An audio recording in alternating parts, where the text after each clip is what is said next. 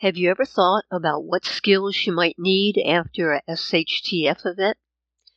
There are skills that could save your life after this type of an event. Think about what skills might be marketable after this event.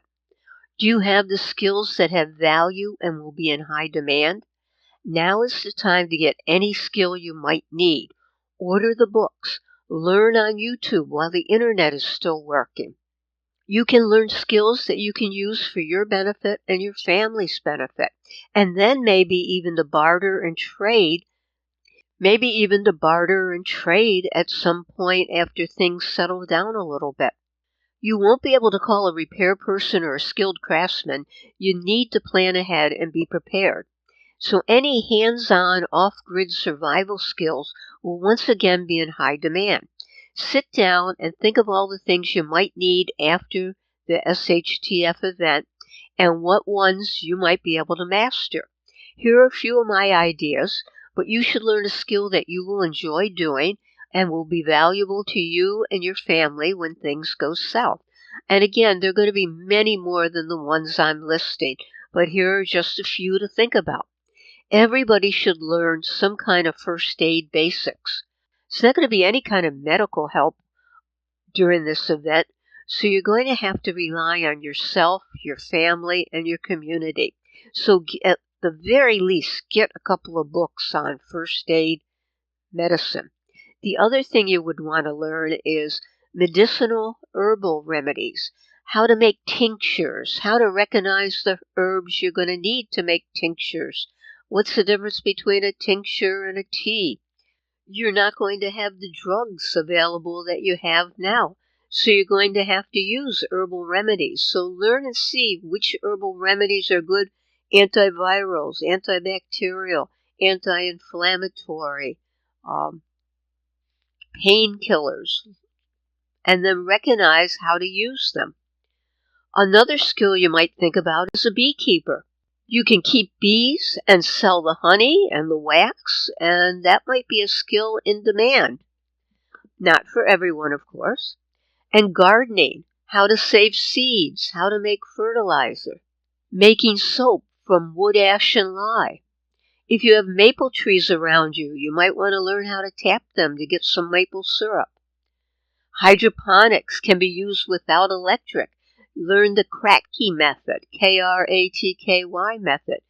You will need some kind of light and nutrients, but you can do it without electricity.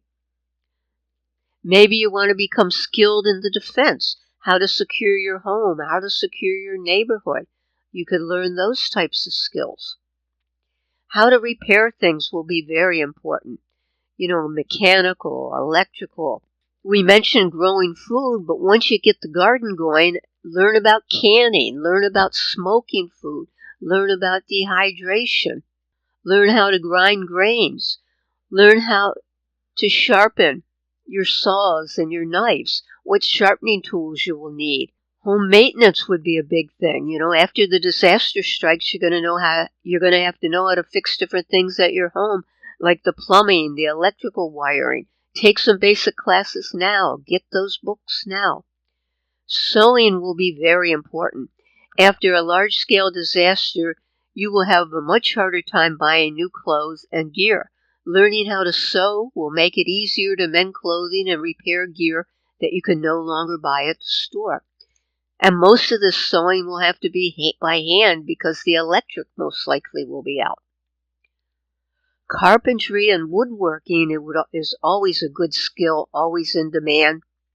People will need help with home repairs or even making, say, cabinets and furniture. And a gunsmith will be a valuable person in the community. There are other things to think about. Suppose you live near a sheep farmer. Maybe you want to learn how to spin wool and make thread. How about learn how to cut hair? How about a cobbler, shoe repair? We're not going to be able to go out and just say, I need a new pair of shoes. We're going to have to repair the ones we have. So you might want to go back to the pioneer days or the Great Depression days and see how they repaired shoes. You're not going to be able to throw them out like we do now. One other thing you could learn is maybe how to make wine or beer or moonshine.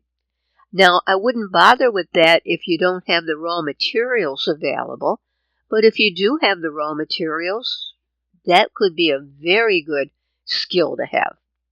And then I was thinking, we're all going to run out of ammo eventually. Even if you reload, you're eventually going to run out of supplies. I thought maybe you could learn how to make arrows. I think if you have a compound bow, you need a special end on the arrow, a nock or something like that. I'm not real sure about that. So you might want to learn how to make a regular arrow and a regular bow and how to use them. Then, once you know how to do that, you could even then barter those for chickens, eggs, whatever. Take a course now on your homesteading skill.